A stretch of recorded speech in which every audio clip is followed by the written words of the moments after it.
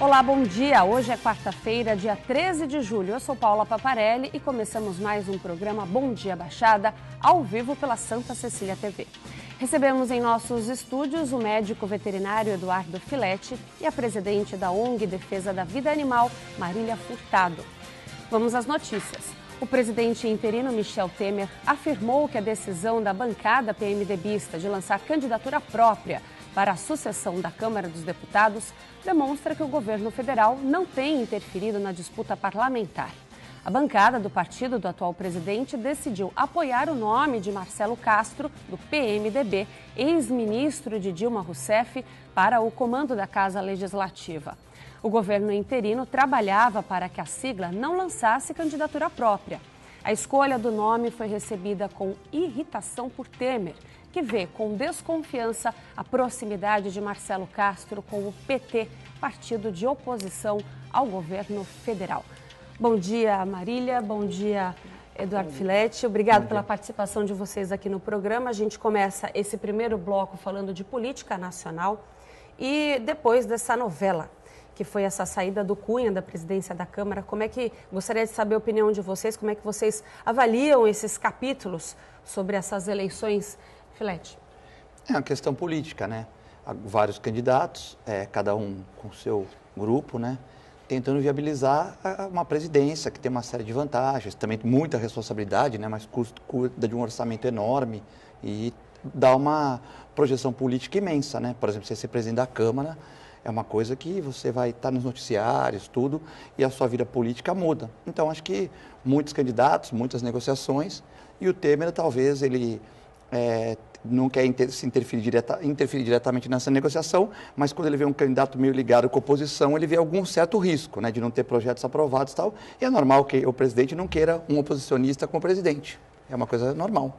Natural, né? Marília, bom dia. Obrigada pela sua participação mais uma vez aqui no programa. Como é que você vê esse cenário aí nacional? Então, na realidade, a gente está na expectativa, porque você não sabe o que vai acontecer.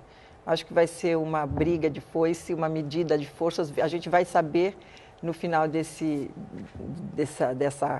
vamos dizer, confusão, porque está confuso, quem tem mais força lá dentro. Se vai ser o pessoal da oposição, se vai ser o pessoal do governo, cada um vai puxar a sardinha para o seu lado, é lógico, e aí vai vencer quem tem mais força lá dentro. E a gente vai ter que aguardar para ver quem algum nome vocês imaginam quem é o candidato que pode ser escolhido aí nessa fase? Muitos nomes, inclusive, já foram registrados, né? Eu acho que é meio complexo, acho que tem 8 ou 12, de 8 a 12 candidatos, né? É complexo. Às vezes você acha que o nome é forte, mas nos bastidores não é. Então, acho que a gente vê com muita... tem que uma apreensão, né? Porque não dá geralmente para a gente arriscar. Agora, como a gente estava conversando aqui um pouquinho antes do programa começar, é um momento nacional de mudança, e que com tanta confusão, tanta coisa aparecendo, como a gente até citou, essa situação que está confundindo principalmente o eleitor, é um momento agora em que o eleitor tem a chance de se colocar, realmente fazer parte, se sentir parte e acreditar realmente numa mudança. O voto agora, nesse momento, é fundamental, Marília. Sim, o voto é fundamental e, infelizmente, ainda tem muita gente que pensa que não. Agora não, com essa bagunça toda, não voto em ninguém, não vou votar nulo, isso é uma ideia completamente errada. As pessoas têm que pesquisar, têm que ver, têm que procurar, porque existem muitos candidatos bons, existem muitos políticos que são bons. Afinal de contas, a gente está aqui, está trabalhando, e se não é a política, a gente não consegue fazer nada. Todo mundo sabe disso. Então, existem ótimos candidatos, as pessoas têm que parar, têm que pesquisar. Foi aquilo que você falou. A gente está vivendo um momento maravilhoso para o país. É a forma de tentar acabar com essa bandalheira, essa corrupção que vem há anos, não é agora de Dilma, todo mundo sabe disso. A corrupção vem, acho que desde que o Brasil foi descoberto, vem com corrupção. Então, a ideia agora é acabar, vai ser muito difícil, mas diminuir ao máximo possível. E para isso as pessoas têm que procurar, sim, têm que pesquisar. O que não pode acontecer é ter candidatos que já foram cassados, que foram isso, que foram aquilo, e serem votados e serem colocados lá de novo. Porque a pessoa sabe que já aconteceu e vota nos que já têm esse tipo de problema. E vários que estão aí não têm, são ótimos políticos e vários dos que estão se candidatando também são ótimas pessoas. As pessoas têm que deixar de se acomodar, ir atrás e pesquisar. E votar sim, porque o voto é importantíssimo, principalmente nessa fase que a gente está do país. Um momento importante, né, Eduardo? Concordo com a Maria. Existem candidatos muito bons, políticos ou que nunca estiveram na esfera política, mas também tem políticos de todos os partidos, PT, PMDB, PSDB, PSD, todos os partidos existem políticos bons e os que não são tão bons. Cabe a nós, eleitores, analisarmos o candidato, né, e ver o trabalho que ele fez como vereador, como deputado, como governador, e avaliar se ele deve continuar ou não. No caso dessas eleições agora, para vereador e prefeito, a gente tem que analisar o candidato, ver se merece uma reeleição ou ver se dá uma chance para quem nunca participou. Concordo com a Marília, tem gente muito boa trabalhando e também tem gente que não merece voltar, que pode dar um espaço para uma nova liderança. Tá certo. O assunto política nacional continua. O ex-presidente Luiz Inácio Lula da Silva, do PT, afirmou durante entrevista a uma rádio em Petrolina que o momento atual está mais fácil para derrubar o processo de impeachment da presidente afastada Dilma Rousseff no Congresso. Segundo cálculos do petista, o resultado do processo está nas mãos de 6 senadores. Um dia antes, na passagem por Juazeiro, na Bahia, Lula aproveitou para criticar o presidente interino Michel Temer. Segundo o petista, Temer privatiza porque não sabe governar. Filete, você concorda com essa colocação do ex-presidente? Temer privatiza porque não sabe governar? Acho que não deu tempo para mostrar ainda, né? Pegou o país muito cedo. Com muitos problemas, tem que fazer vários acordos para ter governabilidade. Acho que não deu tempo ainda de provar nada, né? Sobre a questão dos 6 deputados, dos 6 senadores, desculpa, um deles é o Collor, né? Então é aquela bancada do espera para vamos ver o que dá, né? Então realmente o Lula tem até uma certa razão, eu acredito. Não é que não vai existir o impeachment ou vai existir. Não é que ela vai retornar ou não. Na minha opinião, esses 6 senadores são aqueles senadores que têm uma conduta um pouco duvidosa, né? É aqueles senadores que têm, então, de acordo com eles estão ali se fazendo de morto para ver qual a melhor proposta que chega para eles, né? Não é um verdadeiro cabidão, né? Então, realmente o Lula, que tem uma experiência política muito grande, pode ter uma certa razão. Depende de onde eles vão, né? Eles vão de acordo com a opinião pública, de acordo com oferta, tudo. Mas esses 6 senadores podem fazer a diferença sim. Então, depende do que for oferecido para eles, eles podem, de uma certa maneira, como a Marília falou, existem políticos honestos e outros não, eles podem ir para um lado tal. Convicção ideológica eles não têm nenhuma, entendeu? Eu acredito que quem pagar mais leva, né? Então, é uma briga realmente. O Lula é uma pessoa muito inteligente, muito hábil politicamente e, com certeza, ele está, de uma certa maneira, tentando negociar a volta da Dilma, claro, né? Né? Com certeza. Privatização é o caminho? Vocês acreditam, Marília? A gente fica meio desiludido com as coisas do governo, né? Parece que não anda, é tudo emperrado, não sai, sempre falta isso, falta aquilo. Enquanto você vê empresas privadas e tudo que é privado geralmente vai adiante. Mas existem algumas coisas, sim, que estão nas mãos do governo que eu acho que deveriam ser privatizadas ou pelo menos tentar alguma parceria público-privado para ver se funcionaria melhor, porque hoje as instituições governamentais estão todas falidas. Se você for ver, hospital, educação, tudo está falido. Então, a gente está realmente numa situação super difícil. Se fosse, na realidade, eu acho que se todo o dinheiro que nós pagamos de imposto fosse bem gerido, nós não teríamos esse problema. Então, na realidade, o que a gente ainda espera é boas gestões com o dinheiro que é pago pela população. Eu acho que sim, conseguiríamos não precisar privatizar e continuaríamos sairíamos dessa massa falida que está o governo inteiro. Mas, para isso, a gente vai ter que ter alguém lá em cima fazendo a coisa muito certa. Tem que mudar, né, Eduardo? Acredita em privatização? É uma boa saída? As empresas são boas, né? A Petrobras é uma boa empresa, as outras empresas, mas se você fizer aparelhamento do Estado, colocar muito político lá dentro que não tem noção, né? Ministros que são ministros hora da saúde, hora do esporte, hora entendeu? Um ministro que não existe uma pessoa que seja competente para todas as áreas do ministério, né? Acredito até numa secretaria você pode até encaixar, mas no ministério, né? Você pegar, por exemplo, na saúde põe esse aqui pelo meu partido e não põe por competência, foi o que foi feito na Petrobras, né? O excesso de cargos, de repente, como a Maria falou com muita propriedade, Sempre existiu corrupção, né?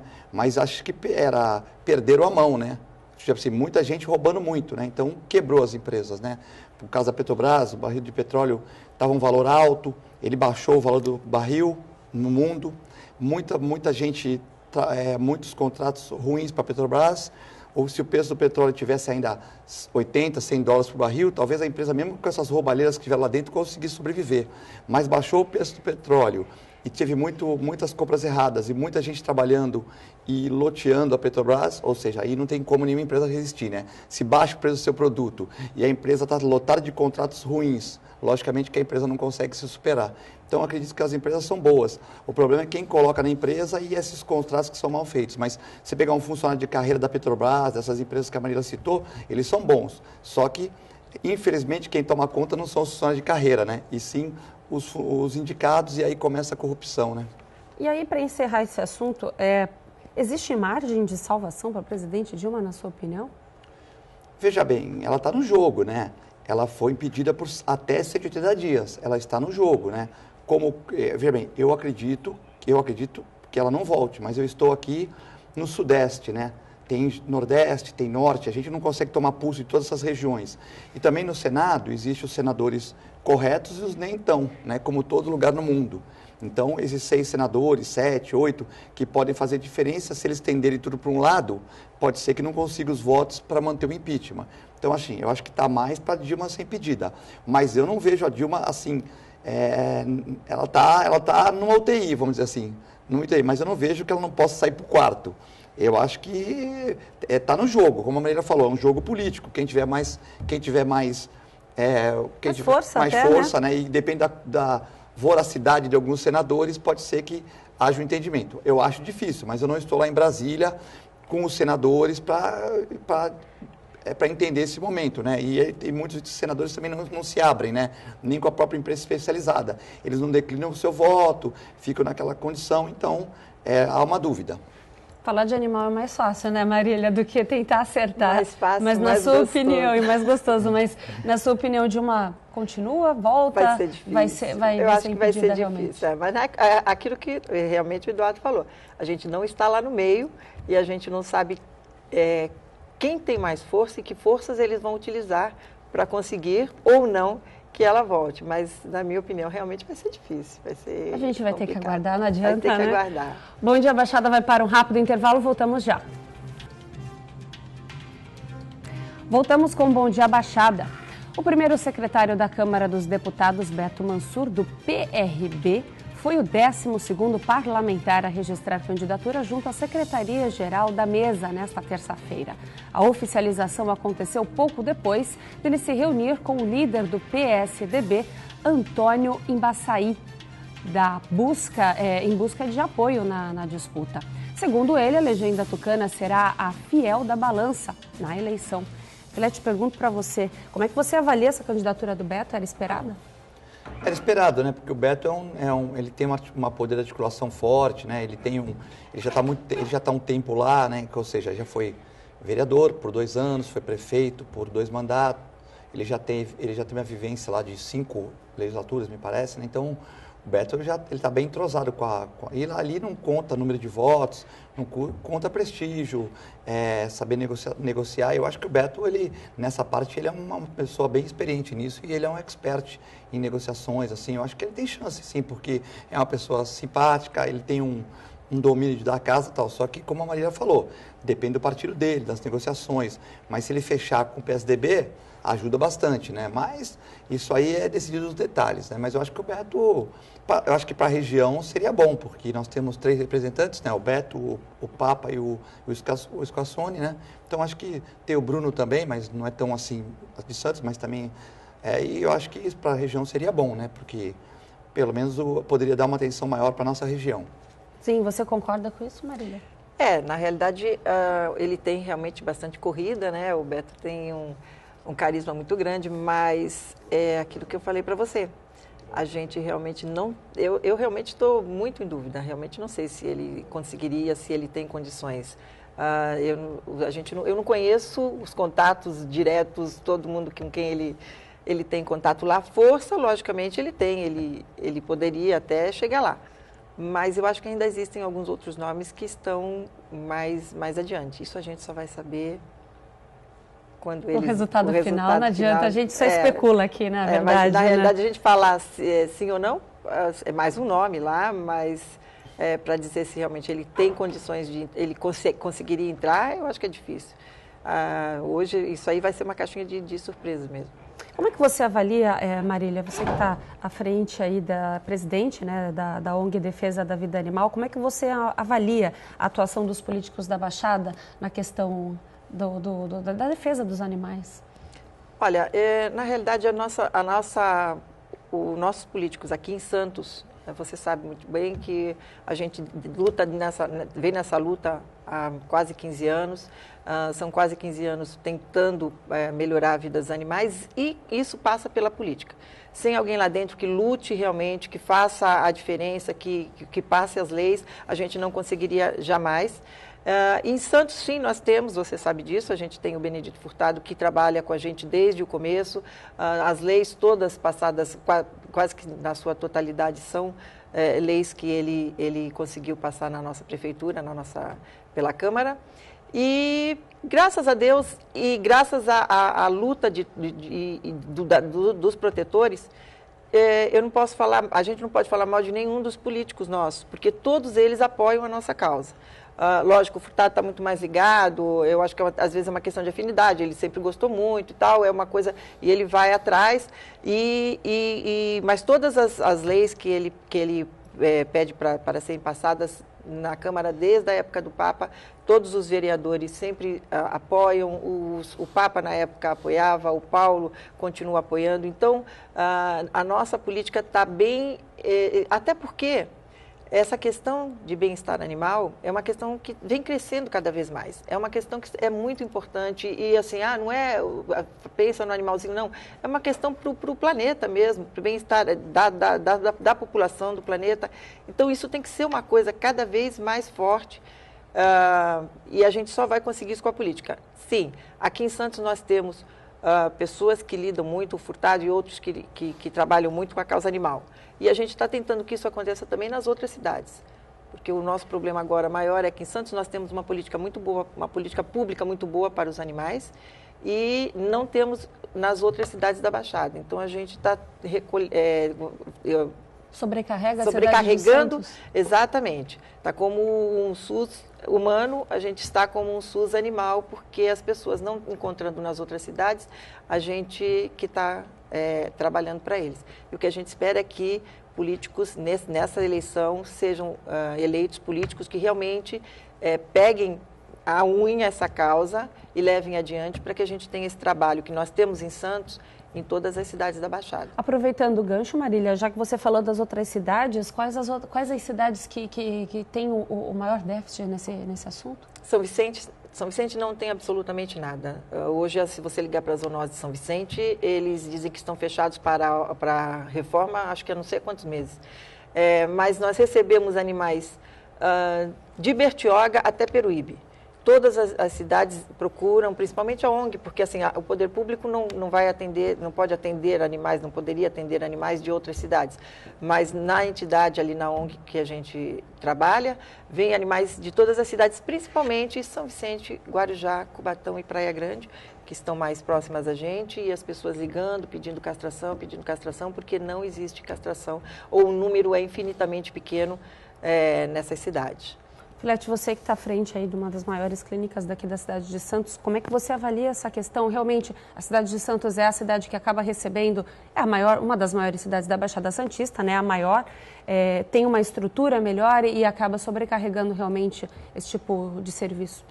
Santos é uma cidade de polo, a Marília falou com muita propriedade, tivemos muitos avanços em Santos, né?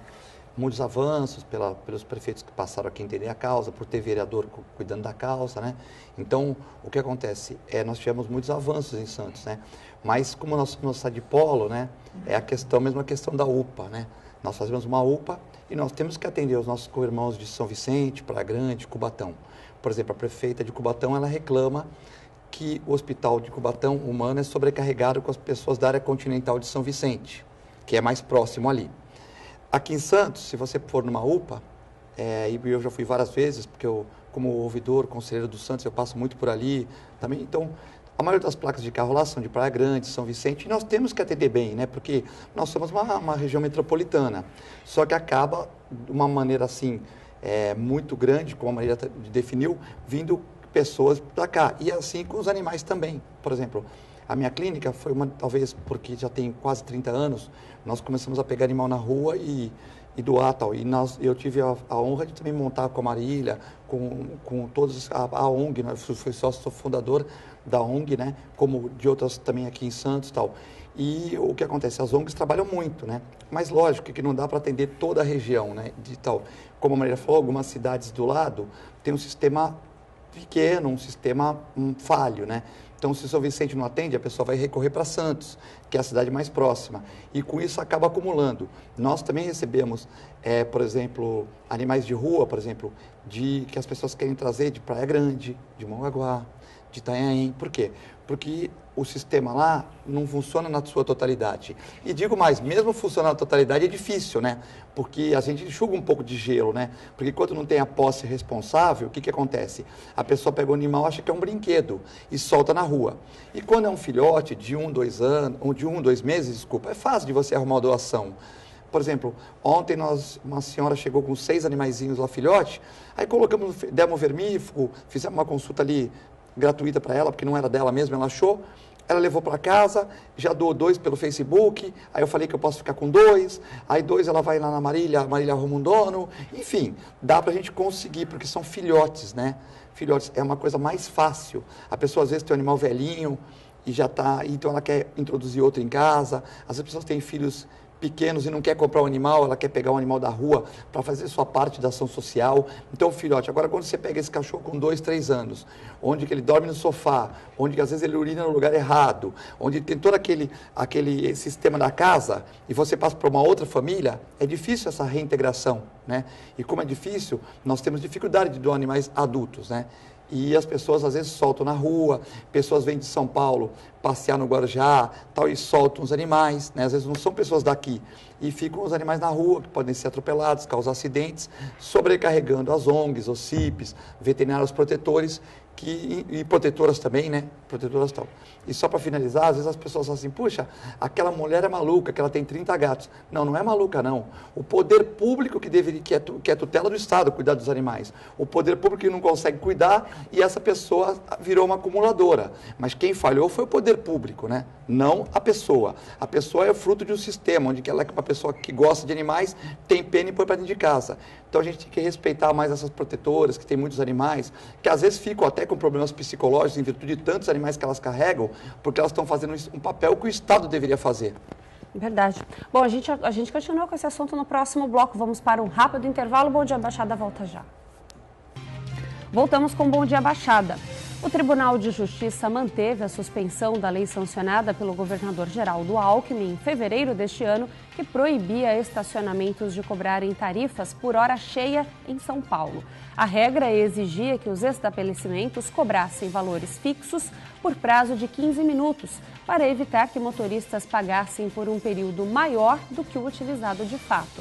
Antes mesmo da lei ser regulamentada por Alckmin, a Associação Brasileira de Shopping Centers conseguiu, no início de abril, uma liminar suspendendo a eficácia da lei aprovada pela Assembleia Legislativa em dezembro de 2015. O assunto animais continua aqui no programa e, como a gente vinha conversando já no bloco anterior, falando desses animais que são abandonados na rua, falando de adoção, eu acho que uma questão que a gente pode salientar aqui e ser muito bem colocada, como é que esses animais que vivem abandonados nas ruas, o que acontece com eles? Eles são atropelados, vivem à mercê de criminosos durante uma ação, criminosos eles podem se ferir ou briga entre eles mesmos. O que acontece? As pessoas hoje, elas ligam para essas clínicas, para ONGs, em busca de ajuda para um animal que está com problema na rua, está doente ou foi ferido. Como é que funciona isso, Marília? Na realidade, o nosso foco, desde que nós fomos criados, é fazer castração para a população de baixa renda, aquela população que não pode pagar um veterinário particular. Por quê? O único meio de você acabar com os animais na rua é com a castração, não tem outra opção. Antigamente a carrocinha, e matar, e pegar e matar, isso não é ineficaz, não adiantava nada, muito pelo contrário, você tirava da rua, outros surgiam. Então, o único meio de acabar com os animais abandonados é a castração. O que nós fazemos? O nosso foco é esse e nós tentamos conscientizar a população para castrar os seus animais. Castrar, castrar, castrar. Enquanto nós não tivermos um número muito grande de animais castrados, a gente não vai terminar com esse abandono. E trabalhar a posse responsável, porque é aquilo que Eduardo falou. Não adianta você pegar um animal hoje, porque hoje você está feliz e que vai dar para o seu filho, ou vai fazer isso, vai fazer aquilo, e daqui a 6 meses o animal fez um xixizinho, não sei aonde, você abandonou. Daqui a 6 meses você separou do seu marido, você abandonou. Todas as desculpas são dadas para se abandonar animais. Ou a pessoa casou, ou a pessoa mudou de casa, ou a pessoa separou, a pessoa teve um filho, ou a pessoa... Todas as desculpas que não são ilógicas são dadas para isso, para o abandono. Então, a população tem que se conscientizar de que animal não é coisa, não é um vaso, não é um sofá, animal é um ser vivo. A partir do momento em que você pegou, a gente fala, se torna um filho, lógico. Um filho, na questão de que você tem que tratar bem, dar carinho, dar tudo o que ele necessita até o fim da vida dele. E é mais do que um filho, porque um filho você cria e ele sai para a vida. Um animal, quanto mais idoso, mais ele vai precisar de você. Então, tem pessoas querendo doar animais de 14 anos, de 15 anos. Gente, isso é uma desumanidade. Isso não existe, isso só vai fazer mal para um animal. Eu vou mudar do meu apartamento, de uma casa para um apartamento. O animal, ele não quer espaço, ele quer o carinho do dono. O espaço você arranja, você sai para caminhar, você sai para passear, você faz Então, tudo se arranja. O que o animal quer é a companhia do dono. Então, é isso que as pessoas têm que se conscientizar e é isso que nós trabalhamos. A ONG Defesa da Vida Animal, ela não recolhe animais, nós não temos essa estrutura. Até porque é aquilo que o Eduardo falou, você começa recolhendo 1, 2, 3, daqui a pouco você tem 100, você não tem comida para dar, você não tem medicamentos, os animais estão todos amontoados e isso não é bem-estar animal, nós trabalhamos com bem-estar animal. Isso já é maus tratos. Então, nós não queremos, nós não vamos recolher mais do que nós podemos, mais do que nós temos, nós já estamos mais do que lotados. Infelizmente, nós temos em adultos lá quase uns 20 animais, cães, e uns 50 gatos. Não tenho condições de ter isto lá. E o que acontece? As pessoas não vão lá para adotar, olha, eu vim aqui adotar um adulto. Não, todo mundo que bate lá quer um filhotinho de 1 mêsinho, 2 mêsinhos, é isso que eles querem. Então, enquanto as pessoas não se conscientizarem que é animal... se você adota um animal adulto, que a gente diz 6 meses, 7 meses, 8 meses, para ele já é um adulto. Ele já vai castrado, vacinado, vermifugado, ele já vai prontinho para o dono. E todo animal adotado, ele tem um carinho, um amor pela pessoa que adota, que é uma coisa extraordinária. É diferente. É diferente. Então, as pessoas têm que se conscientizar disso e... A melhor forma de fazer isso é vá visitar uma ONG, vá visitar a Codevida no poder público para ver. Quando as pessoas chegam, elas vêm, vá visitar as clínicas, porque todos eles têm animais para doar, e realmente tirar esse preconceito da cabeça. Em vez de comprar, adota. E pode sim adotar um animal adulto, que ele vai fazer muito bem para eles. Essa questão animal, ela está em alta, né? E vem crescendo cada vez mais, né, Filete? Existe uma procura muito grande de pessoas que veem animais na rua, passando por alguma questão de necessidade, não sei, já se machucou, foi atropelado e procura a clínica? Existe, veja bem, existe, é muito comum, por exemplo, outro dia nós tivemos um gato que foi atropelado, a pessoa trouxe, aí nós fizemos, por exemplo, um tratamento no gato, e a pessoa ela se prontificou a levar o animal. Então você... doar seu tempo, doar seu conhecimento, seu estudo, a sua empresa, os seus funcionários para uma causa animal é muito bom, né? O problema é que às vezes, como a Maria falou, às vezes a pessoa quer deixar, lógico, por exemplo, se você pegar qualquer propaganda não, qualquer matéria da minha clínica que teve nos últimos meses, Top of Mind, qualquer fotografia, está cheio de vira-lata comigo. Não são vira-latas de clientes, são vira-latas nossos. Mas eu não peguei esses vira-latas, eu não comprei esses vira-latas. Chegaram lá e, como a Maria falou, aí você tem funcionários, você tem 3 faxineiras, tem enfermeiro, tem pessoas que ficam lá. E as pessoas se apegam com os animais. E o que acontece? Então chega aquele cachorro de 1 ano, mancando, tal, aí você faz uma cirurgia na pata, tal. Aí não tem doação, ele acaba ficando lá e fica seu. Né? Por isso que a Maria tem 20 cães, 50 gatos. A Maria não queria ter 20 cães nem 50 gatos. Ela queria ter uns 3, 4 cachorrinhos lá, uns 8 gatinhos, que é o que comporta o local. Embora seja um belo espaço, são 2 casas e tal. Mas ela não queria ter 50 gatos, porque ela não tem faxineira para dar conta de tudo isso, 20 cães. Então fica uma dificuldade, porque além do trabalho de castração que ela exerce, além de tomar conta de um monte de pessoas voluntárias ou não, ela tem que essa gama de animais. Então praticamente 3/4 do horário das faxinas, da faxineira, do pessoal de limpeza, para esses animais que já estão lá alojados. Então, quando montou aquilo lá, era para ter um abrigo, na minha opinião, que eu também fui fundador, era uma coisa provisória, fica um animal atropelado lá, que não tem dono, arruma doação, entra outro, uma coisa assim de uma rotação de 8 a 10 animais, né? Como eu tenho na minha clínica. Se você for lá hoje, eu tenho 5 gatinhos para doar, 5, 6. Tenho os cachorrinhos filhotes que eu sei que vou doar fácil. Sempre tem, porque a pessoa traz, se eu vejo que é filhote, eu deixo. Dou vermífugo, vou vacinando, que eu sei que eu vou conseguir doação. O problema são os animais adultos, como a Marília falou, que a pessoa pega um animal de 14 anos e vira para você, que estudou, a Marília que se capacitou a ser uma gestora de uma ONG, a um vereador, a uma apresentadora de TV, e fala, olha, mas ele não parece ter 14 anos, você fala que tem 8. Então, além de ela querer deixar o animal com você que é dela, ela quer que você seja mentiroso, ou seja, que você faça tudo que você não estudou para fazer, ou seja, você vai ter que dar o cachorro, aí você dá o cachorro para uma pessoa com 14 anos, e ele vai durar até 15. Ou 16, aí você dá o cachorro, a pessoa pega amor pelo aquele cachorro e ele morre daqui a 1, 2 anos de uma morte natural, para a gente ser bem bonzinho, né? Porque às vezes pode ser um câncer, um problema renal, e aí você deu uma alegria para a pessoa que vai durar 1, 2 anos. Quer dizer, lógico, você pode acontecer até com filhote, mas a probabilidade é muito menor. Sim. Agora, você pega um animal velhinho, vai dar a pessoa pega amor e o animal morreu. Então, quando mais o animal precisa de conforto da família, às vezes a pessoa quer largar. Graças a Deus que não são todos. Mas essa pequena proporção de 1 a 2%, no montante como o Santos é uma cidade de polo, fica muita coisa. Então, todo mundo vai na ONG, todo mundo vai na clínica filete, todo vai na outra clínica que também é grande, a outra que é grande não pega, mas tem uma outra pequenininha que pega. Então, acaba sobrecarregando para as ONGs, para as ONGs, que não tem essa função definida de recolhimento, mas acabam tendo para evitar confusões, conflitos e brigas. Mas chega uma hora que você tem tanto animal internado que você não consegue mais pegar. Né? E aí a pessoa às vezes não entende que mesmo você fazendo atendimento gratuito, mesmo você se dedicando, ela quer acabar o problema dela. E quando umas não chegam para você e falam assim, puxa, mas eu sujei meu carro. Pô, mas o carro para lavar custa R$20, R$30, R$10 se for só dentro do carro, né, passar um aspirador, mas você que vai ficar com o animal, um cuidado médico é muito mais caro. Então você está se dedicando aquele tempo para a pessoa não entende. Ela está preocupada com o carro dela que sujou, com isso. Lógico que tem muitas pessoas que pegam animais e você fazendo sua parte, elas adotam, elas arrumam um dono. Tem muita gente boa também. Graças a Deus por isso que o mundo gira, né? Porque tem muita gente boa ainda. Marília, eu queria dar a oportunidade para você falar um pouquinho da sua ONG, Defesa da Vida Animal.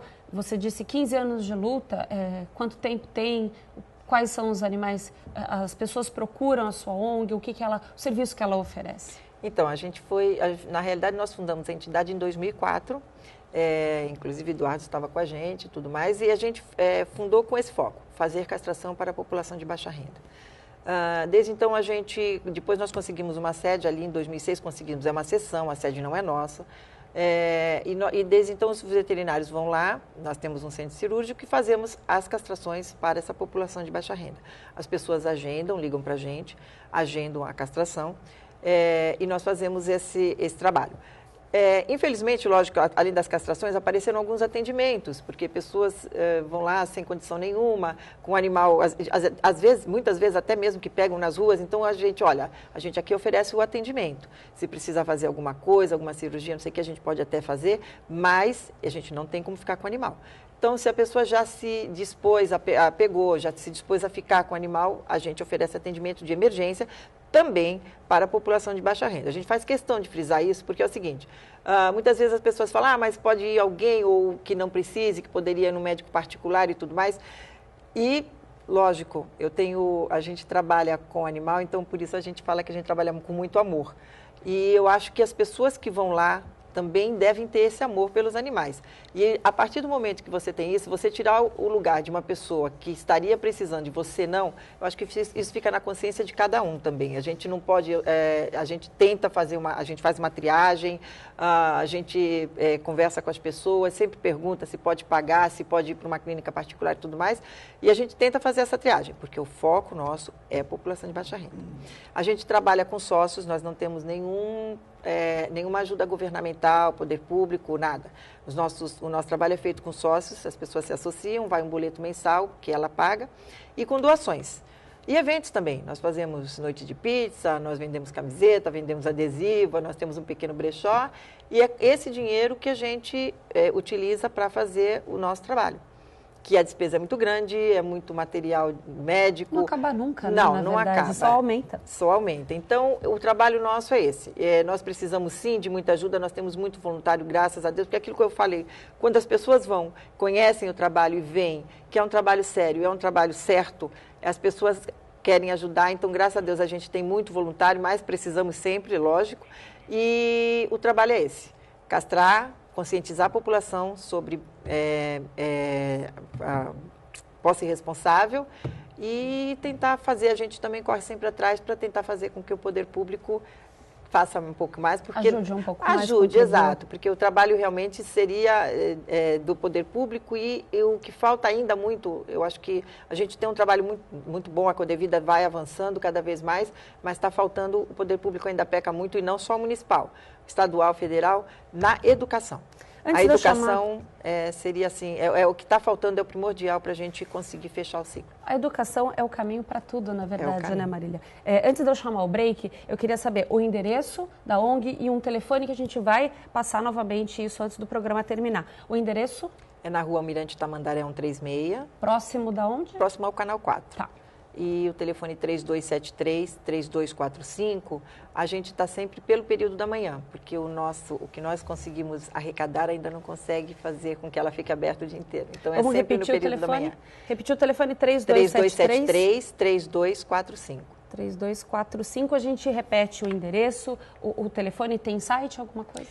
Tem o Face, ONG DVA, a nossa página também, ONG Defesa da Vida Animal, e o e-mail, ongdefesaDaVidaAnimal@gmail.com, que as pessoas entram em contato se precisando de alguma coisa. Pessoal que está em casa, que gosta de animal, fica tranquilo que a gente repete tudo isso no final do programa. Nós vamos para um rápido intervalo, voltamos já, fique com a gente.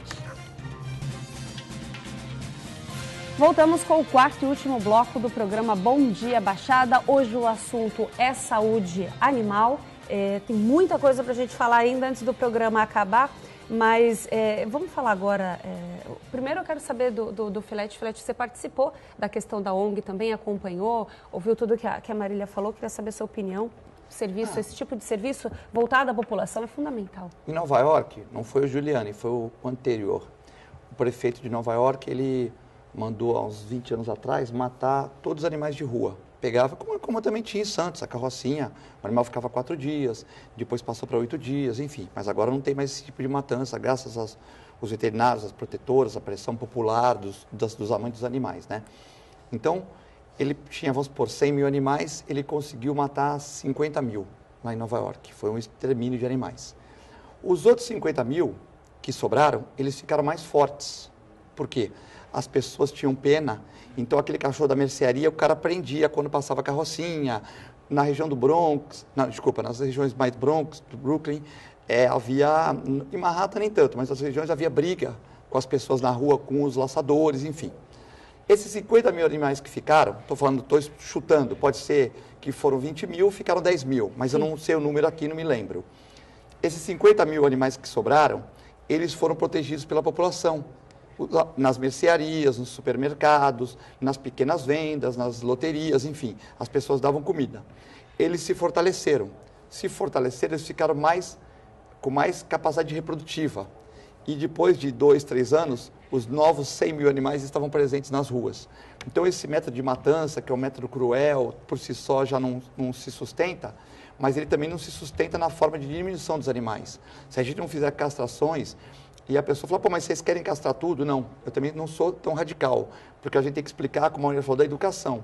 Se você comprou um bulldog e você vai cruzar ele, e você tem como vender ou repassar esses animais para pessoas que gostam, não tem problema. Se você tem um sítio e vai deixar seu cachorro cruzar e você tem condição de cuidar dos animais, deixa cruzar. É bom para os seus filhos, adolescentes que vão ver a reprodução, senão a gente acaba com os cachorros, acaba com a ONG, acaba com o planeta, né? Então não é isso.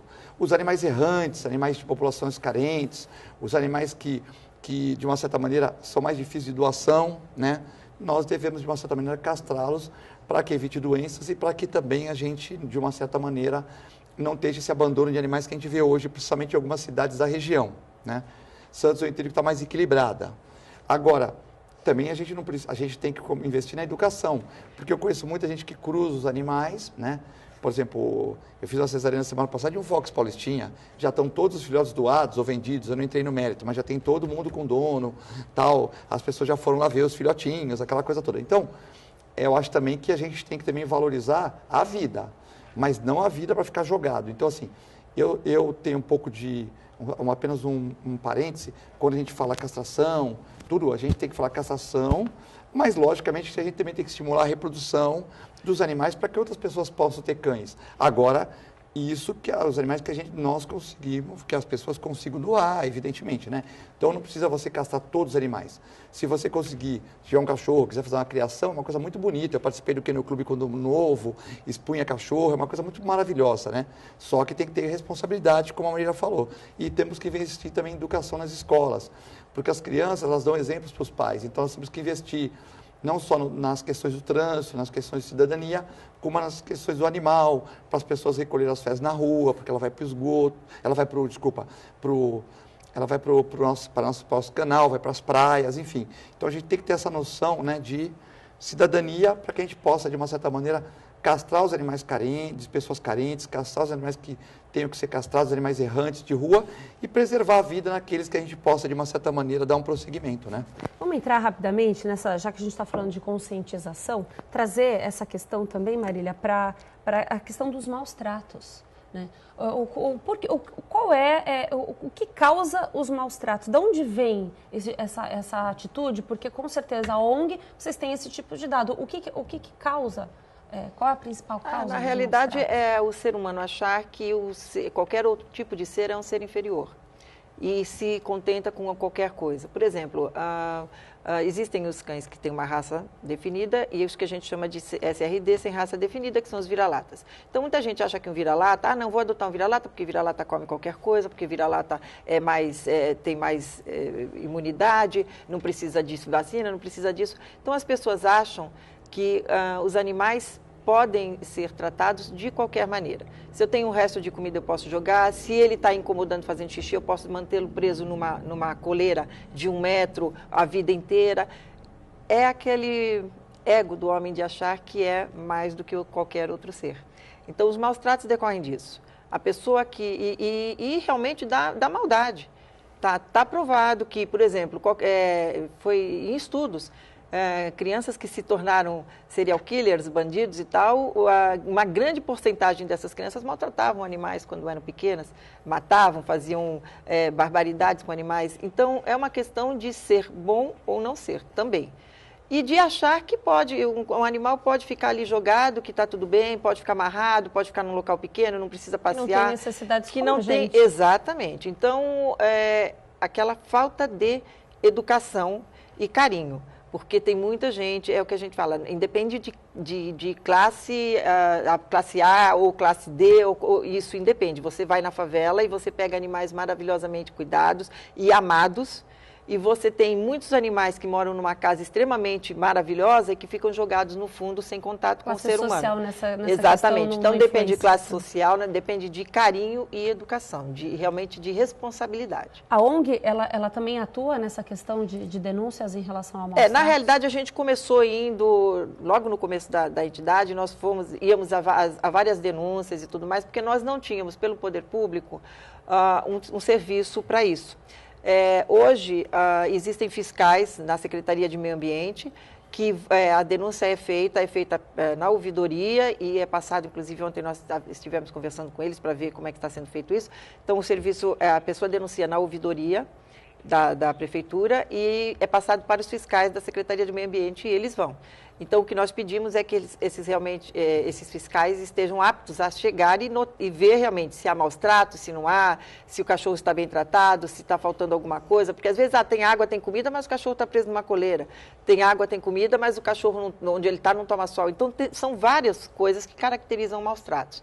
E esses fiscais estão sendo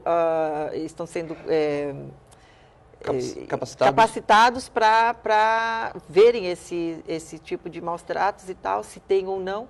E a gente pede para as pessoas hoje ligarem realmente para a ouvidoria e a ouvidoria passar para a fiscalização da semana. A gente tem percebido um avanço aqui na região, né? Tem até shopping center que agora permite a entrada de animais no chão. Era isso que a gente estava até comentando aqui no break. É isso mesmo, Filete? Tem shopping que agora permite? Alguns permitem no colo e outros permitem no chão, né? Ou seja, o animalzinho pode, de uma certa maneira, ir no chão, né? Eu acho que, segundo eu vi a propaganda, eles vão ter até pessoas de limpeza, tá? Mas eu acho que seria bom as pessoas, como sempre, ir com material de limpeza, tal, né? Outros estão até caprichando, passando um desinfetantezinho no chão, tal. Eu acho que valoriza os animais, tal. Várias vezes eu já passei, por exemplo, com os animais com material de limpeza, que eu tenho até vergonha. Se meu cachorro não fizesse nada na rua, eu tenho um até que não faz. Eu mesmo assim saio com material de limpeza, porque eu tenho vergonha da pessoa olhar para mim, pô, mas se o cachorro defecar, como é que ele vai se virar, né? Então, eu acho que é uma questão de... E muitas vezes você passa em uma calçada, já aconteceu, de uma senhora de idade e tal, fala, poxa, seu cachorro defecou aqui e tal. Eu falei, não, eu sempre trago material.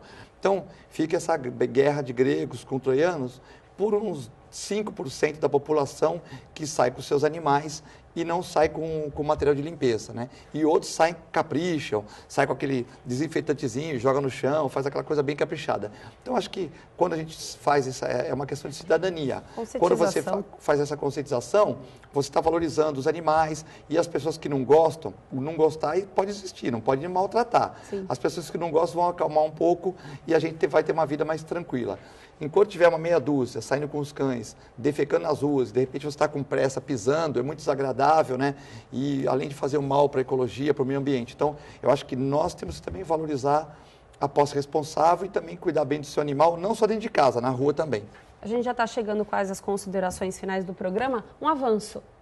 Um avanço. A ideia é, em locais de primeiro mundo, vamos dizer assim, isso é normal, entrar em shoppings, entrar em restaurantes e tudo mais, lógico, é aquilo que a gente falou, tem que haver a conscientização das pessoas para saber se o animal tem condições ou não. Existem alguns animais que não conseguem, são estressados, não gostam desses locais fechados, e a pessoa tem que ter consciênciazinha, tem que ter consciência se seu animalzinho pode ou não ir a um local desse, deve ou não ir a um local desse, mas sempre é um avanço. E a nossa ideia é que todos os shoppings da região consigam permitir isso, e não só os shoppings. Existem vários barzinhos, restaurantes e tal, que já tem um localzinho para um animal, e eu acho que isto é a tendência, porque hoje as pessoas estão pegando os animais, estão tendo neles uma companhia, um filho, um parente. Então, eles vão ter que acabar indo junto, não tem jeito. Tá certo. A gente está com acho que menos de 30 segundos para encerrar o programa. Vamos só falar novamente o telefone, porque com certeza tem sempre alguém que precisa de algum tipo de informação. Vamos repetir o telefone da ONG? 3273? 3245. 3273. Está aí para você na sua tela, 3273-3245, a ONG fica na rua Almirante Tamandaré, 136, e também tem as redes sociais. Sim, as redes sociais, o Facebook, ONG DVA, e tem a nossa página, ONG Defesa da Vida Animal. Se a pessoa precisar de alguma coisa, é só entrar em contato. Marília, obrigado pela sua presença aqui, sempre trazendo informações. Filete, muito obrigada. Queria agradecer a produção pelo convite, você, muito obrigado. Obrigada a vocês. O Bom Dia Baixada fica por aqui. Uma excelente quarta-feira. A gente se vê amanhã. Tchau, tchau.